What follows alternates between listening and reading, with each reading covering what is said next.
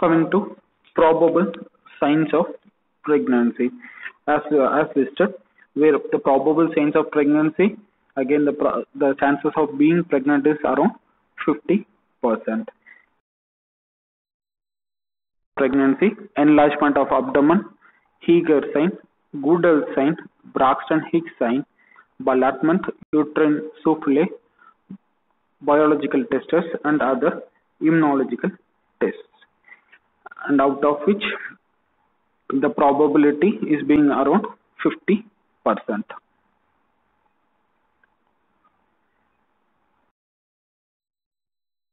The enlargement of abdomen, the first and foremost probable sign of pregnancy, and here as the state of pregnancy continues, where abdomen gradually enlarges in size and classically noted after 12th week of pregnancy. And here by the month and the findings, by the month of third month, uterus fills the pelvis. By the month of fourth month, it appears over the pelvic brim. By fifth month, the uterus is being at the level or midway between symphysis and umbilicus. By the sixth month, the uterus is at the level of umbilicus, and by the seventh month, it is midway between umbilicus and xiphi-sternum. By the eighth month, it reaches up to xiphoid cartilage. And the last 2 months, 9th and 10th month, where uterus descends, and here the reason being the weight of the fetus makes the uterus to fall forward, and it becomes an abdominal organ.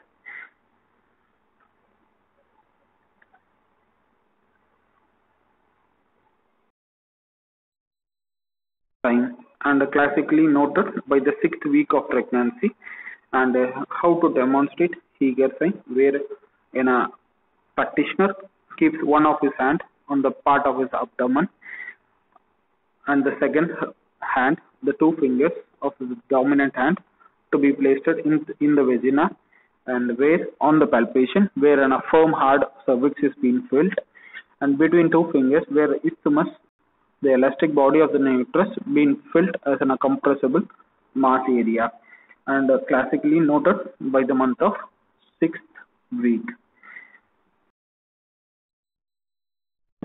And here, as the state of pregnancy continues, where cervix becomes softened, and classically the initial phase started by second month of pregnancy, where the well-marked findings are classically noted around fourth month of pregnancy. The process of softening starts from below to upwards, and the last few months of pregnancy, where there been shortening of cervix, where the cervix orifice becomes circular, where it admits the point of finger to the greater depth.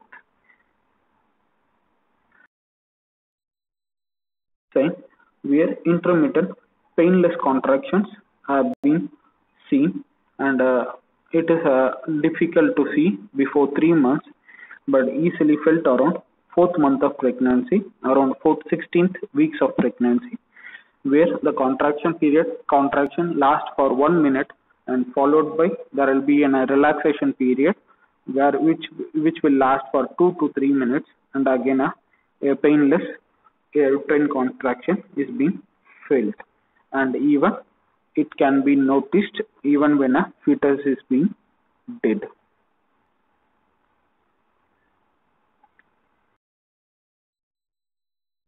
Positive around 4th and 5th months of pregnancy. Again, it is a probable sign of pregnancy, where to obtain a ballatment, it can be done by 2 ways. One is internal or otherwise vaginal ballatment. Secondly, external ballatment. To demonstrate vaginal ballatment, where 2 fingers of the examiner need to be inserted into anterior fornix, and a sudden upward motion is being given. And here in case, as a result of the force applied, where fetus move up in an amniotic fluid and drops back into the examiner's finger. And in case of an external ballatment, where the examiner suddenly imparts in a sudden motion over the abdominal wall, covering the uterus, and fetus rebound back. And again, it is in a palpatory method. Again, the probability of being pregnant is around 50%. And there are some circumstances where allotment can be false negative, and the reason being when there been a scanty amniotic fluid where this allotment cannot be demonstrated, or there will be chances there where it could be of false negative in nature. And coming to the other probable sign of pregnancy is uterine souffle, and here it is in a soft blowing murmur which synchronizes with the mother's pulse, and it is by the oscillatory method, and where an examiner need to place his stethoscope, and here an ordinary stethoscope is sufficient, and it to be placed on the either side of the uterus just above the inguinal ligament. And the reason being the murmur is due to the passage of blood through the uterine vessels. Coming to the biological tests, and these tests where it requires an animal, and all these tests have been outdated, whereby the chorionic gonadotropins have been present in a pregnant woman in blood as well as in urine, and where the reaction been observed on animals, and totally outdated. And the disadvantages are that it requires an animal. Test can be performed only after 2 to 3 weeks of pregnancy, and due to recent update and other recent inventions where we can do detection of pregnancy by other methods easily, faster, rapid, and it has highly sensitive specificity is also higher, and where these tests have been outdated, and just remember the names more than sufficient. Rest nothing on this biological tests. And coming to immunological tests, and where HCG and HCHAs are being secreted by the trophoblast cells in mother's fluid, and then can be detected in maternal blood on the 8th day of conception. And the test utilize antibodies to react with other substances for detection of HCG. And preferably the early morning urine specimen is of it contains high level of HCG, and where the sensitivity of diagnosis is crucial. And tests for immunological tests are inhibition latex slide test, direct latex slide test, hemagglutinin inhibition tube test, radioimmunoassay, and ELISA, the immunological tests that have been done. And what are the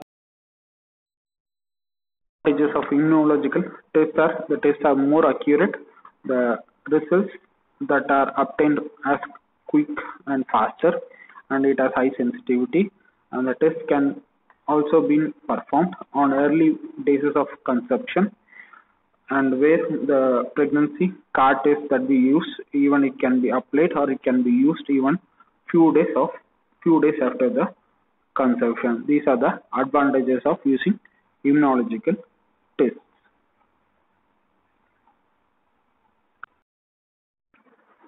Thank you so much for your patient listening. If there have been any doubt, query regarding the content of the video, kindly address those issues in comment section below, or otherwise through the social media link provided in description section. Thank you.